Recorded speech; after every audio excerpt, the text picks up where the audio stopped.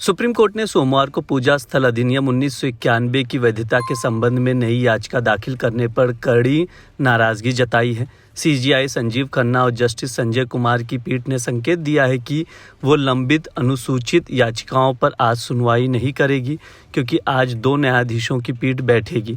इन याचिकाओं पर पहले 3 न्यायाधीशों की पीठ सुनवाई कर चुकी है। अदालत ने सुनवाई अप्रैल के पहले सप्ताह तक टाल दी। वरिष्ठ अधिवक्ता इंदिरा जयसिंह ने एक नई याचिका का जिक्र किया तो सीजेआई ने कहा कि हम इस पर शायद विचार नहीं कर पाएंगे।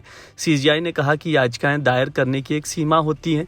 इतने सारे एआई अंतरिम आवेदन दायर किए गए हैं, हम शायद इस पर सुनवाई ना कर पाएं।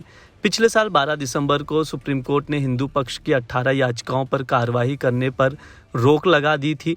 इन याचिकाओं में ज्ञानवापी, मथुरा में शाही ईदगाह मस्जिद और संभल में शाही जामा मस्जिद समेत 10 मस्जिदों के सर्वेक्षण की मांग की गई थी।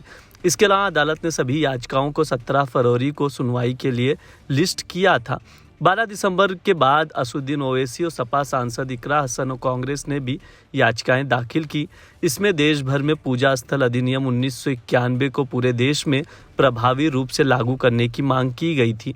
इकरा हसन ने 14 फरवरी को मस्जिदों और दरगाहों को निशाना बनाकर कानूनी कार्रवाई की बढ़ती प्रवृत्ति पर अंकुश लगाने की मांग की।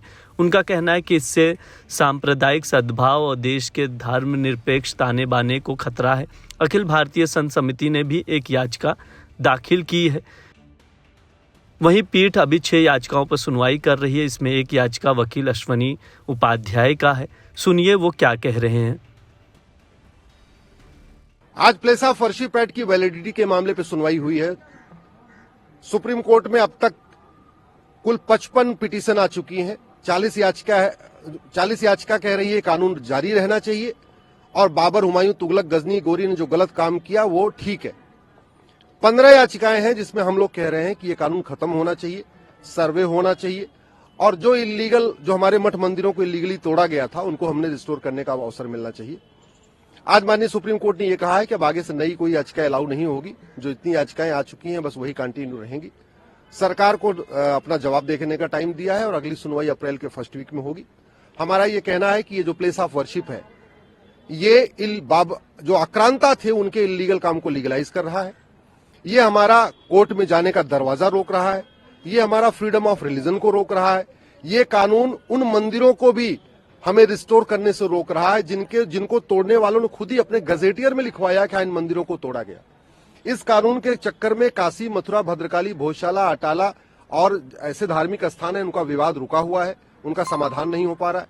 ये आपस में बातचीत करके सहमति के आधार पे भी कोर्ट फैसला नहीं करने देता।